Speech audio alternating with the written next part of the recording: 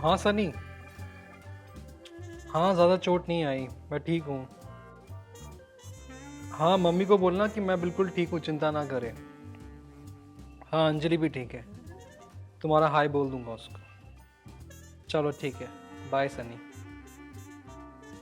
अंकित, आपकी फ़ोन पे बात हो गई हो तो प्लीज़ अब लेट जाओ। अरे मैं ठीक हूँ अंजलि। अरे मैं जानती हूँ आप ठीक हो, पर आपका एक्सीडेंट हुआ है, आपको इतनी चोट आई है। आप लेट जाओगे तो मुझे अच्छा लगेगा। प्लीज़ लेट जाओ। मतलब तुम्हें अच्छा लगेगा इसलिए मुझे अब लेटना पड़ेगा? मतलब अब पति लोगों को ये भी करना पड़ेगा? अंकित प्लीज़, मजाक करना बंद करो। ये कोई मजाक की बात नहीं है, आपका एक्सीडेंट हुआ है, कुछ भी हो सकता था। अरे कुछ भी हो सकता था पर कुछ हुआ तो नहीं ना। मैं ठीक हूँ यार। मैं तो बहुत टेंशन में आ गई थी अंकित, कि पता नहीं कितनी चोट आई होगी, क्या हो गया। थोड़ा तो मैं भी डर गया था, लेकिन बाद में मैंने रियलाइज़ किया कि मेरा परमेश्वर मेरा ख्याल करता है, मेरे को देखता है और मेरी चिंता भी करता है। और पता है क्या हुआ, जब मैं हॉस्पिटल में था ना, तो मैं काफ़ी आनंदित था। और ये चीज़ देख के नर्स बड़ी सरप्राइज हो गई कि मैं इतना खुश क्यों हूँ। अंकित, आपको पता है उसके कहने का क्या मतलब था? मुझे पता है उसका क्या मतलब था, लेकिन मैं खुश था। और शायद मेरी खुशी उसको अच्छी लगी हो, क्योंकि ज़्यादातर लोग मुस्कुराते नहीं हैं अस्पताल में। ओहो, मुझे भी पता है कि मैंने बहुत अच्छे लड़के से शादी की है। हाँ यार सीरियसली, मतलब मैंने उसको बोला, तो मुझसे पूछ रही थी कि आप इतने खुश क्यों हो। तो मैंने उसे बताया कि मेरी खुशी मेरे सिचुएशन से कोई निर्भर नहीं करती है। मैं खुशी इसलिए हूँ क्योंकि मेरे परमेश्वर ने मेरी रक्षा की है, और मैं खुश रह के उसको धन्यवाद दे रहा हूँ। हम्म, ठीक है, मुझे पता है अंकित कि आनंदित मसीह बनना है। हम लोगों को, जो हम मसीह हैं, हमें हमेशा प्रभु में आनंदित रहना है।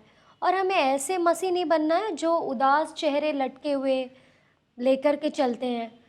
खास तौर पर हमें ऐसे मसीह बनना है जो लोगों को हैरानी में डाल दे कि अरे किसी भी परिस्थिति में कितने खुश हैं। बिल्कुल, देखो ना, जब पौलुस जेल में था वो तब भी आनंदित था। वो हमेशा चिल्लाता था, परमेश्वर में आनंदित रहो, परमेश्वर में आनंदित रहो। और मेरे को लगता है हमें हमेशा आनंदित रहना चाहिए, हमें हमेशा शांत रहना चाहिए, चाहे सिचुएशन चाहे जैसी मर्जी क्यों ना हो।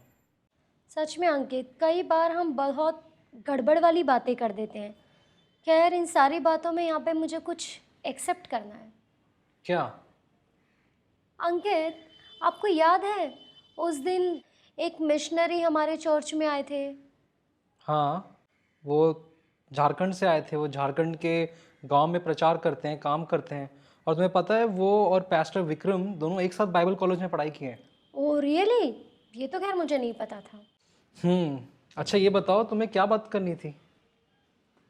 अरे, जब वो प्रचार कर रहे थे ना अंकित, और उस समय आराधना चल रही थी, आराधना के टाइम में उनके प्रचार खत्म होने के बाद फिर थोड़ी देर के लिए जब आराधना हो रही थी, तो उस समय में ना मैं ऐसे सोच रही थी कि मेरे मन में प्रभु ऐसे डाल रहा था कि मेरे पर्स में जितने पैसे हैं, मेरे मन में इच्छा आ रही थी उनको एक ऑफरिंग देने के लिए। पर उस समय मैं अपने से एक संघर्ष कर रही थी कि मेरे पर्स में जितने भी मतलब पैसे हैं, क्या सारे डाल दूं या फिर कम है, इतने काफ़ी रहेंगे, या फिर इतना छोटा देना अच्छा नहीं होगा, या फिर उनके लिए तो उनको दूं तो छोटा है, लेकिन शायद वो मेरे लिए एक बड़ा अमाउंट है। बस यही सब। ये तो बहुत आश्चर्य की बात है। फिर? खैर, वैसे सॉरी अंकित, मैंने आपको उस समय ये नहीं बताया। आप मुझसे नाराज़ तो नहीं हो ना? नाराज क्यों होऊंगा, ये तो अच्छी बात है। नहीं, मुझे लगा कि मैंने आपको नहीं बताया तो कहीं आप नाराज़ ना हो जाओ। वैसे मुझे भी कुछ बताना है तुम्हें, थोड़ा फनी है ये। एक्चुअली उस दिन मेरे अंदर भी ऐसा आया कि मैं भी कुछ उनको दूं, और मेरे बटुए में तो उस दिन, उस रविवार को कुछ भी नहीं था। और अंकित, आपको पता है, मेरे पर्स में, मैं ये बताना भूल गई आपको, मेरे पर्स में जितने पैसे थे, फिर उस वक्त मैंने उन्हें सारे ही दे दिए। अच्छा, तो मेरे पास तो बिल्कुल कुछ भी नहीं था। तो फिर मैंने डिसाइड किया कि मैं अपने पूरे महीने की सैलरी उनको भेज दूंगा। तो पिछले हफ्ते ही मैंने उनको पूरे महीने की सैलरी चेक के द्वारा भेज दी। ओह अंकित, आप तो मुझसे भी पागल निकले। आपने ये क्या किया, पूरे महीने की सैलरी देने के लिए आपने उनको चेक दे दिया। अब ये बताओ कि ये अगले महीने का जो रेंट है वो कौन भरेगा? मैंने कहा ना अंजलि, परमेश्वर के राज्य के लिए बोया है हमने, और परमेश्वर संभालेगा, तुम चिंता मत करो। और पता है मुझे बहुत अच्छा लग रहा है, क्योंकि मैं हमेशा से चाहता था कि मेरी जो होने वाली बीवी बने वो कंजूस ना हो, वो परमेश्वर से प्रेम करे, लोगों से प्रेम करे और लोगों के साथ बांटने में विश्वास रखे, और कुछ ऐसा ही हुआ। हम्म। तो फाइनली मैं आपके लिए अच्छी निकली। हम्म। और पता है क्या, तुम्हें अगर याद हो, बाइबल में एक विधवा स्त्री है जिसके पास 2 सिक्के थे, और उसने वो दोनों सिक्के दे दिए, और ये देख के प्रभु यीशु मसीह काफ़ी आनंदित हुए थे और उसको काफ़ी उत्तम माना। अंकित, और मैंने ये एहसास किया है कि उदार होने के लिए हमें धनवान होना ज़रूरी नहीं है। आप अपनी कमी में से भी दे सकते हो। बिल्कुल सही।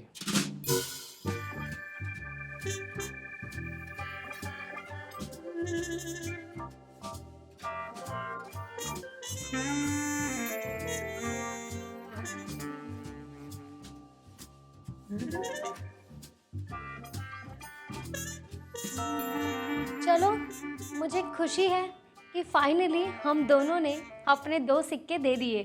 हाँ, चलो थोड़ा चाय पिला दो मुझे। हाँ, और आप आराम कर लो और इस अपने चोट का भी ध्यान रखो।